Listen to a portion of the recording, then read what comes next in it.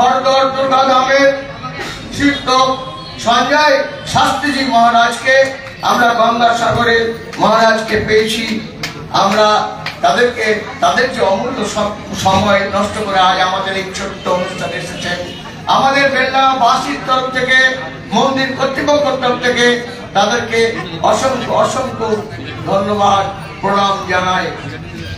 ছোট্ট ইতিহাস আছে এই মন্দিরে। শিব মন্দির যেটা সামনে দেখছেন, এটা 1748 সালে জগৎ সেটের হাত দিয়ে হয়েছিল। সেই সময় আমাদের নাগা সাধুরা এই পথে গঙ্গাসাগর যেতেন, যে উত্তর পূর্ব ভারতের বিভিন্ন রাজ্য থেকে এসে এইখানে তারা রাত্রি যাপন করতেন, রান্না করে খেয়ে দিয়ে আবার সকালে হাঁটা পথ ধরতেন গঙ্গাসাগরের দিকে। একটা ইতিহাস সেই মন্দির। আজকে আমরা দীর্ঘদিন পরে তার 100 বছরের যে সেন্টিনিয়াল অ্যানিভার্সারি, সেই সময় আমরা মন্দিরটাকে নবরূপায়ণ করতে পেরেছি।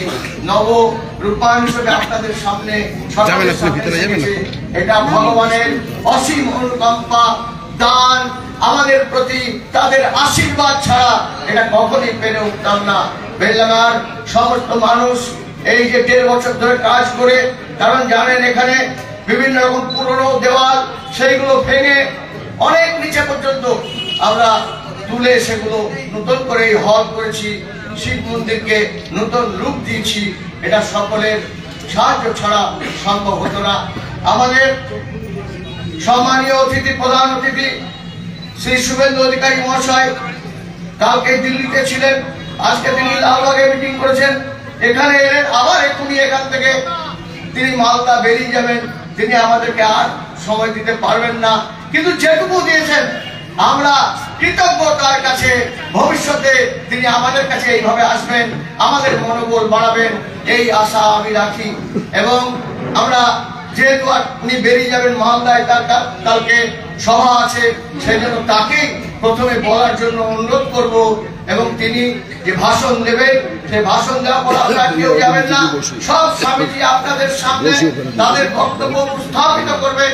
আপনারা এখান থেকে শুভেন্দু অধিকারী চলে যাওয়ার পর উঠে পড়েন, সেটা ভালো দেখাবে না।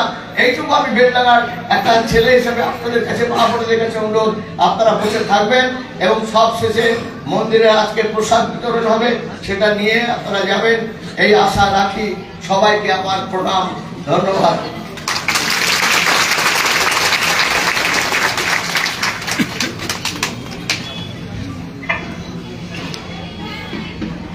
जय जय श्री राम। जय श्री राम। भारत माता की जय। वंदे मातरम। वंदे मातरम। আমি আপনাদের সবাইকে আমাদের ঐতিহ্যের গর্বের বেলডাঙ্গা শহরের ভগবান সীতারামের নামাঙ্কিত এই যে মন্দির বা কমিটির তার 100 বর্ষ পালন এবং নবরূপে সজ্জিত এই সুন্দর যে সৃষ্টি, আজকে সনাতনী প্রথায় হিন্দু ভক্তমণ্ডলীর উদ্দেশ্যে যে উৎসর্গীকৃত করার অনুষ্ঠান, এই অনুষ্ঠানে আগত ভক্তমণ্ডলীদের সনাতনী অভিনন্দন জানাই। আমাদের এখানে ভরতবাবু সহ যারা নিধি সংগ্রহ করে এবং এই প্রাচীন প্রতিষ্ঠানটিতে ভক্তদের দেওয়া যে অর্ঘ্য প্রণামী, তাকে সযত্নে রক্ষিত করে প্রায় কোটি টাকারও বেশি খরচ করে এই যে সুন্দর সৃষ্টি আমাদের দিয়ে গেলেন, প্রজন্মের পর প্রজন্ম এইটাকে এগিয়ে নিয়ে যাবে। তাই প্রাক্তন পুরপ্রধান, আমার অত্যন্ত আপনজন ভরত জাহাজ সহ এই কমিটির প্রত্যেককে আমি আমার দণ্ডবত, শ্রদ্ধা এবং কৃতজ্ঞতা জানাই। আপনাদের উপদেষ্টা পূজ্যপাদ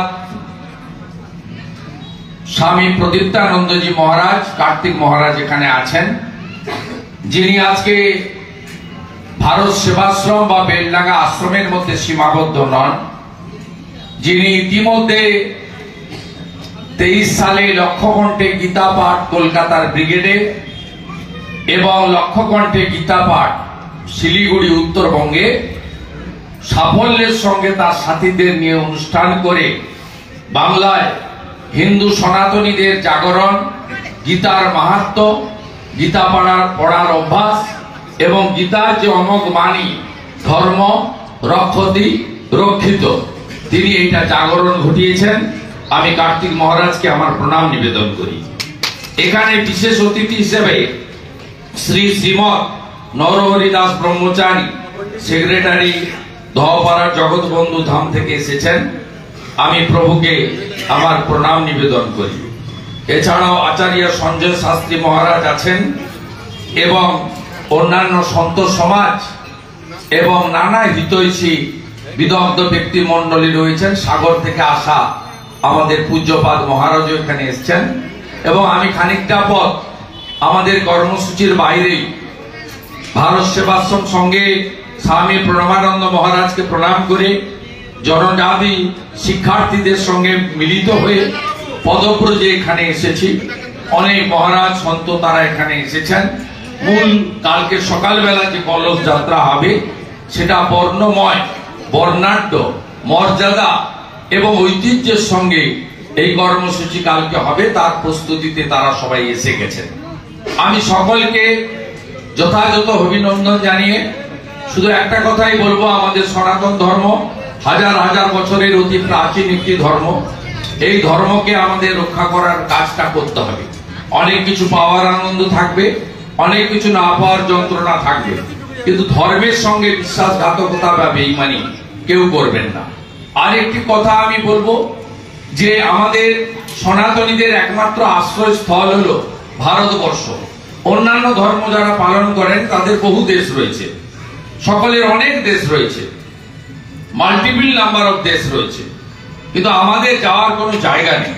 আমাদের একমাত্র ভারত ভূমি, যাকে আমরা মাতা হিসেবে মানি।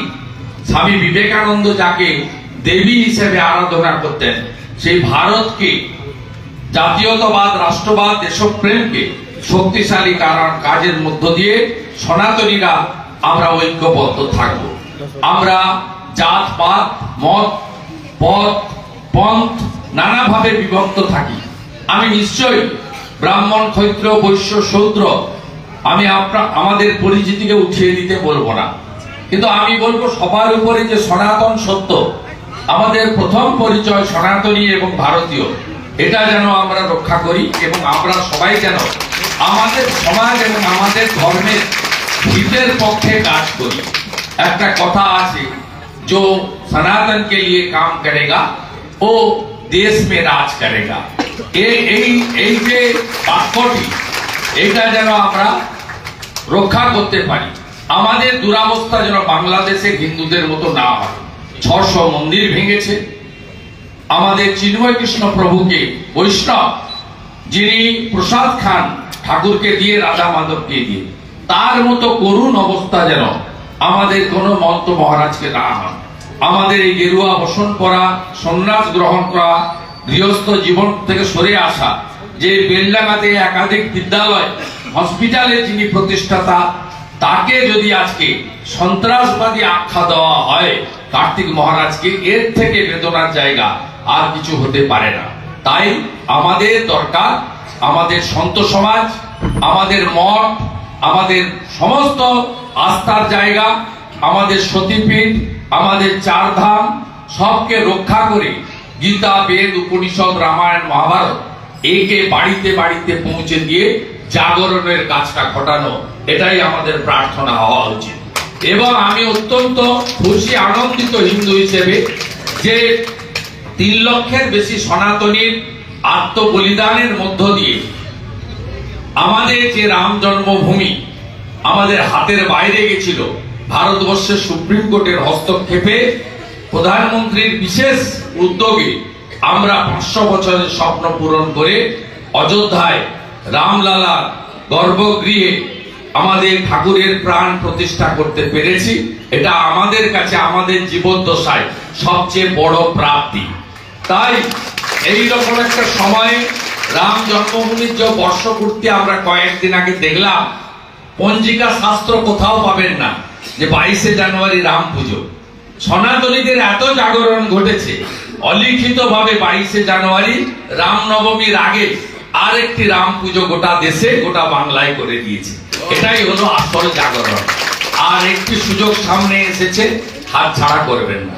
144 বছর পরে মহাকুম্ভ, ত্রিবেণী সঙ্গমে পূর্ণ স্নান, এবং সেখানে কোটি কোটি মানুষ যাচ্ছে।